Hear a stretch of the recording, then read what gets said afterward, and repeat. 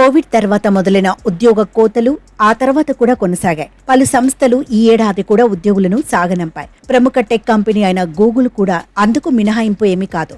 గతేడాది భారీ సంఖ్యలో ఉద్యోగులను తొలగించిన ఆ కంపెనీ ఈ ఏడాది వందల సంఖ్యలో విడతల వారీగా తొలగింపులు చేపట్టింది.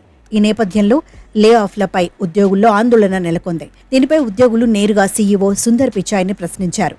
ఇటీవలే ఉద్యోగులతో నిర్వహించిన ఆల్ హ్యాండ్స్ మీటింగ్లో పిచాయ్కు ఈ ప్రశ్న ఎదురైంది. ఉద్యోగులతో నిర్వహించిన సమావేశంలో లే ఆఫ్ల గురించి ఓ ఉద్యోగి మాట్లాడుతూ ఇంకా ఎన్నాళ్లు కొనసాగుతాయని పిచాయ్ను ప్రశ్నించారు. దీనిపై పిచాయ్ స్పందిస్తూ ప్రస్తుత పరిస్థితులను బట్టి చూస్తే ఈ ఏడాది తొలి 6 నెలల పాటు ఈ లే ఆఫ్లు కొనసాగుతాయని చెప్పారు.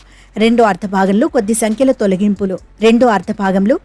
సంఖ్యలో తొలగింపులు కొనసాగే అవకాశం ఉందని పేర్కొన్నారు. ఉద్యోగ నియామకాల గురించి ఈ సందర్భంగా మాట్లాడారు.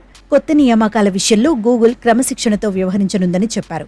ఉద్యోగుల సంఖ్యను పెంచుకోవడం కంటే ఉన్న మానవ వనరులను సమర్థంగా వినియోగించుకోవడంపై దృష్టి సారించినట్లు తెలిపారు. కంపెనీ దీర్ఘకాలిక ప్రయోజనాలను దృష్టిలో పెట్టుకుని వ్యవహరిస్తున్నట్లు ఉద్యోగులకు వివరించారు. ఈ సమావేశంలో మరికొన్ని ప్రశ్నలు సైతం పిచాయ్కు ఎదురయ్యాయి. త్రైమాసిక ఆదాయాల్లో ఊహించిన దానికంటే అధికంగానే కంపెనీ వృద్ధి నమోదు చేస్తున్నప్పటికీ కంపెనీ ఖర్చులు తగ్గించుకునే ప్రయత్నాలు చేస్తోందని, వేతనాల పెంపు చేపట్టడం లేదంటూ కొందరు ఉద్యోగులు ప్రశ్నించారు.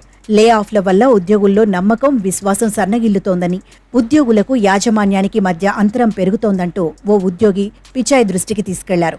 దీనిపై పిచాయ్ మాట్లాడుతూ మెరుగైన ఫలితాలొక్కటే కంపెనీ విజయాన్ని సూచించవన్నారు. గూగుల్ అధిక సంఖ్యలో ఉద్యోగులను నియమించుకుందని, ప్రస్తుతం దిద్దుబాటు చర్యలు చేపడుతున్నామని పిచాయ్ సమాధానమిచ్చారు.